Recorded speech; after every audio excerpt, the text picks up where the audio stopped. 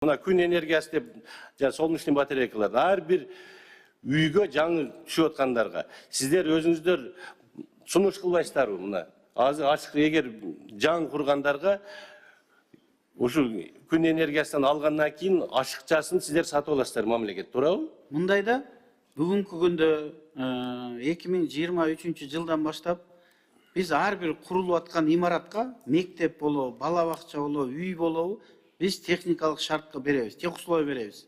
Ошол техусловияда конкретно жазылган үйдүн чатырынын 50%-ине күн энергиясынан панелдерди коесуң деп. Бүгүнкү күндө мына азыр коюп атышат.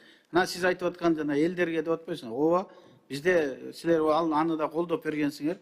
Генерация боюнча ашык электр энергиясын биз сатып алабыз. Бирок бул кымбат. Мына эми 1 киловатты жок дегенде $500 тегерегинде турат.